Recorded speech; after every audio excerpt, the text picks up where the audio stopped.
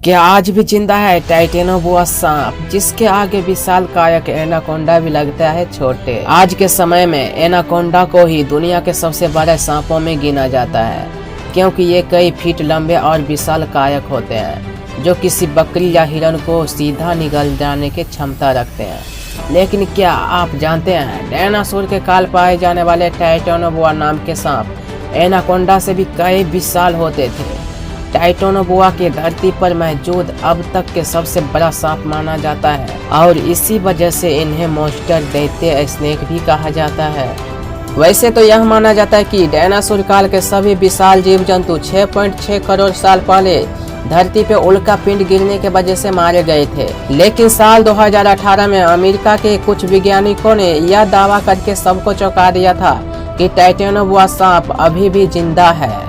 यह इतना बड़ा है कि किसी भी बड़े मगरमच्छ को भी निगल सकता है। दरअसल टाइटेनोबोआ को भी डायनासोर के साथ विलुप्त मान लिया गया था, लेकिन वैज्ञानिक ने मानते हैं कि दुनिया का सबसे बड़ी नदी अमेज़न नदी में यह दैत्य रूपी जीव आज भी जिंदा रह रहा है। माना जाता है कि यह सांप करीबन 50 फीट और 4 फीट चौड़ा है। माना जाता है कि टाइटेनोबोआ सांप का वजन 1500 किलो होता था। साल 2009 में कोलंबिया की खुदाई के दौरान विशाल कायक सांप की जीवाश्म मिले थे। जीवाश्म को जांच किए और उसके आधार पर यह अनुमान लगाया कि उस सांप की लंबाई 42 फीट है और वजन 1100 किलोग्राम होगा।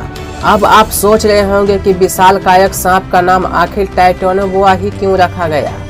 दरअसल इस सांप का नाम टाइटैनिक जहाज के नाम पर रखा गया, क्योंकि टाइटेनोबोआ ने टाइटैनिक जहाज की तरह विशाल था और प्रागैतिक हास्य काल में मौजूद सभी सांपों में यह सबसे बड़ा था। तो आप सब में से इस सांपों के बारे में कौन कौन जानते थे? अगर जानते थे तो कमेंट सेक्शन में लिखना मत भूलिएगा और साथ ही साथ मेरा चैनल को सब्सक्राइब भी कर लीजिए।